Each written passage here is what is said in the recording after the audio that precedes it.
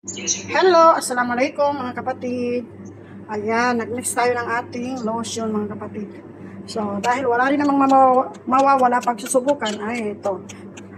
Sa katunayan, 2 beses ko na ito nasubukan mga kapatid. Hindi naman ako pumuti pero naging smooth, yung malambot yung aking balat. Yung balat ko na magaspan ay naging ano siya, malambot. So, nasa sa inyo naman kung susubukan nyo o hindi. Kaya wala naman sa pilitan. Binibidyo ko lang para sa akin. Ayan. So, ito na.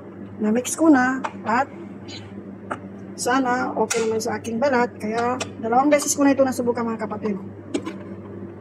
Ayan. Dapat sana yung skin white yung gagamitin ko. Pero wala. Meron naman dito konti lang. Pero isinali ko na. Kasi meron naman dyan Nivea. So, ayan. Ito na ang ating kamix na lotion. Ayan. Sa gusto po sumubok ay pwede po kayong sumubok nito. At saka wala namang mawawala pag sakaling susubukan natin. Katulad sa akin dito. Kasi yung balat ko, tignan nyo. Ha? Sino yun? So, ito na mga kapatid. Na-mix na natin ang ating mahiwagang mixed lotion. So, ayan. Hanggang dito na lang. Maraming salamat sa inyong panonood. At nakanda na rin ang aking lalagyan dito sa lalagyan ng sweet.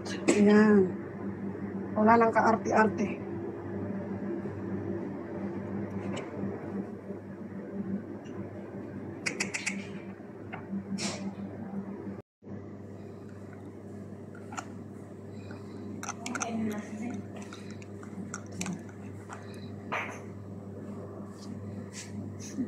Ay, try natin sa balat ni siya.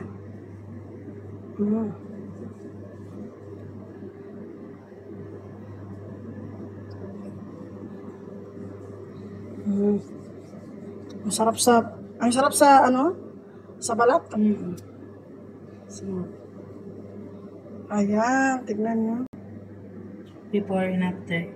Before and after.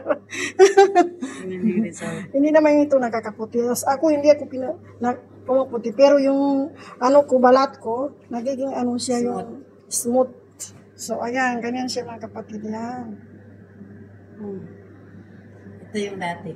Ayan ang natin. Tingnan niyo yung results. Baka sabihin na naman nila, ano yan. Ay, bahala kayo kung gusto niyo mag-mix o hindi. Ito walang lotion. Hindi siya magaspang siya. O, yan. Ito ay smooth. After mo nalagyan, parang super smooth siya. Ayan, mashallah. Pasensya na sa kamay ko ay maliit.